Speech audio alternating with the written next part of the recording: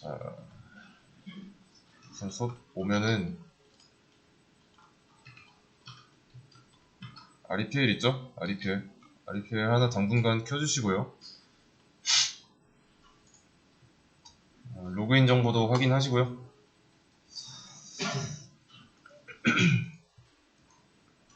연습장 이렇게 하나 만들고, 그 다음에 지난 시간에 문제 하나 안 풀었죠?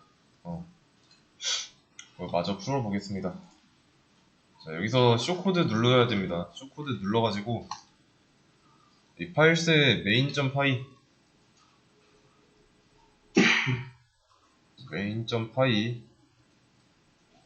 선택하고 드래그 한 다음에 복사해가지고 붙여넣기 하시면 됩니다.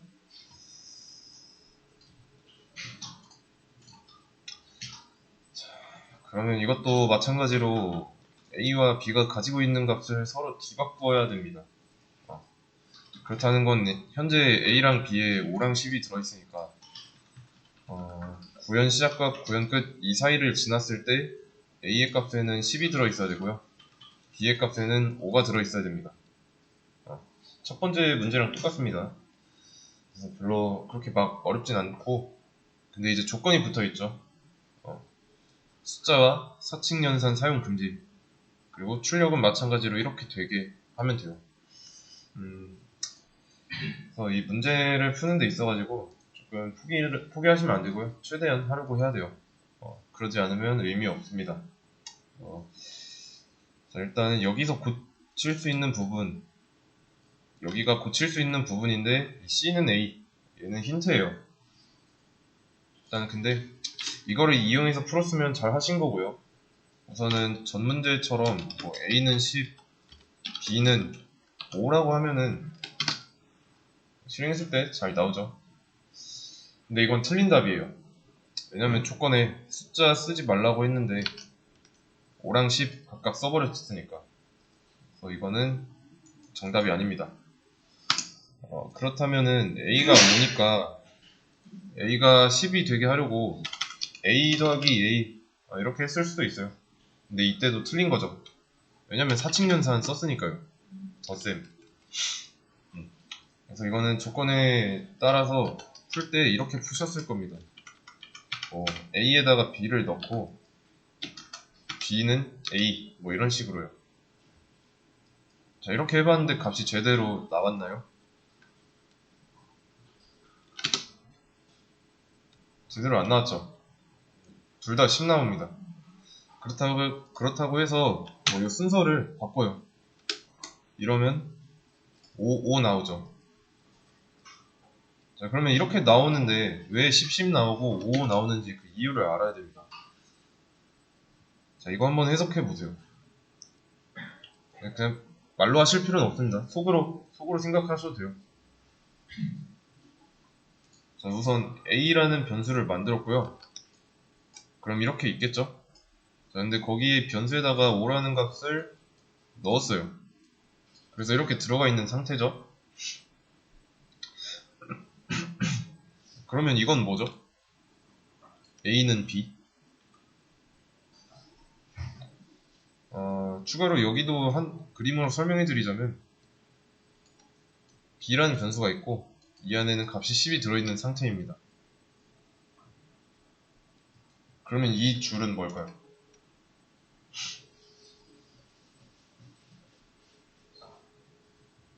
여기서 뭐가 변수고 뭐가 값인지 구별해보세요. 지난 시간에 변수는 제가 뭐라고 했죠? 변수랑 값을 구별하는 기준? 그쵸. 대입연산자 왼쪽에 있어야 변수죠. 따라서 여기서는 A가 변수고요. B가 값입니다. 근데 B의 값 뭐죠?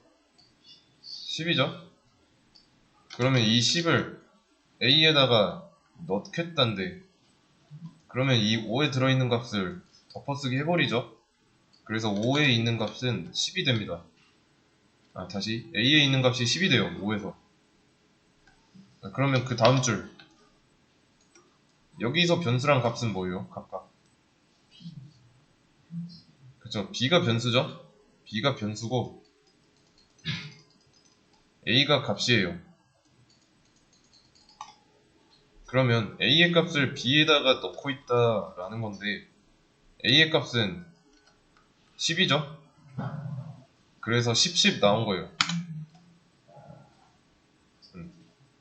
이렇게 뭐 순서 바꿔도 똑같죠. 그 a의 값을 b에다 넣어주면 b의 값은 이제 10에서 5가 되고 5가 된 b의 값을 다시 a에다 넣어주고 있으니까 5 나오고요. 이렇게 했을 경우 여기서 값이 훼손됐죠? 이 전줄에서 5에서 10이 됐잖아요. a의 경우. 그래서 이 근본적으로 이렇게 되는 이유는 변수에는 값이 하나만 들어갈 수 있어서요. 그래서 이런 식으로 똑같은 답이 나오는 문제가 생기고 있죠. 네, 그래서 이게 힌트라고 했던 이유가 C는 A 라고 했던 게 이게 힌트예요. 이거 줄 한번 해석해 보세요. 해석해 보면 C라는 변수를 만들고 A의 값을 C에다 넣어주니까 C에는 5가 들어있는 거죠. 그러면 이제 C에는 5가 들어있습니다. 그러면 이제 원래 들어있던 값을 C에다가 저장하는 거고 A는 B 이때는 뭐죠? B에 있던 값을 A에다 넣었으니까 B에 있는 값이 10이니까 A에는 이제 10이 들어있고 자 그럼 이제 B에다가는 5가 들어가면 되는데 맞죠? 5는 누가 가지고 있죠? 그죠? 5는 C가 가지고 있어요. C의 값을 넣어주면 됩니다. 그러면 이제 B의 값에는 5가 들어있게 되고요. 그러면 이건 주석이니까 무시하시고요. 이것만 봤을 때 숫자 썼나요? 안 썼죠? 사칙연산 안 썼죠? 이해되시나요? 그래서 이거를 좀 시각화해서 보여드리자면 저는 이제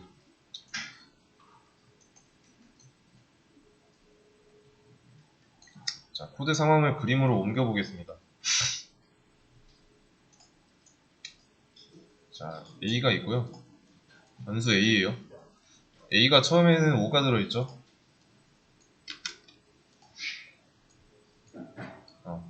그리고 또 다른 변수 B가 있습니다.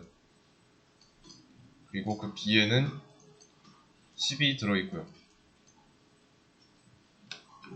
이 상황이 여기까지예요.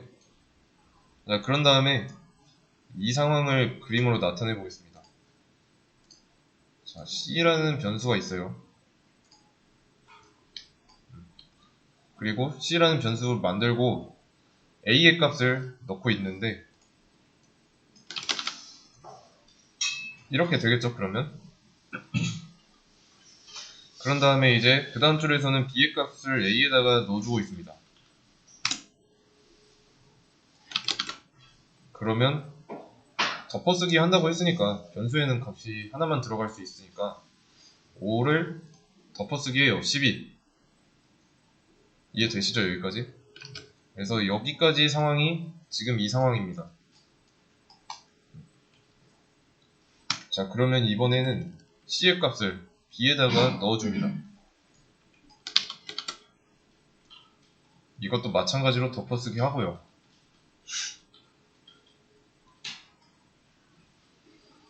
이런 상황입니다. 그래서 A의 값에는 결과적으로 10이 남아있고요. B에는 5라는 값이 들어있는 겁니다. 이해되시나요?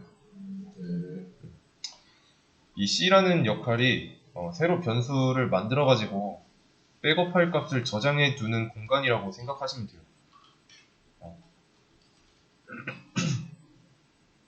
그렇기 때문에 실행해보면 진짜로 바뀌어 있는 걸 확인할 수 있죠. 이해되시나요? 자, 그러면 조금 더 유의미한 결과를 관측하기 위해서 바꾸기 전에 값도 한번 출력해 보는 겁니다. 같이.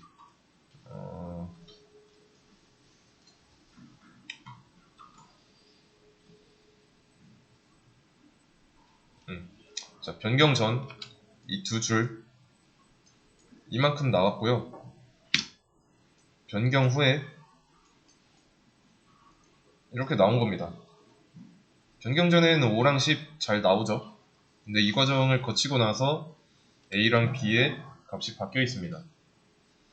그래서 이거를 변수의 값을 뒤바꾼다라고 해서 밸류 수합이라고 합니다. 밸류 수합.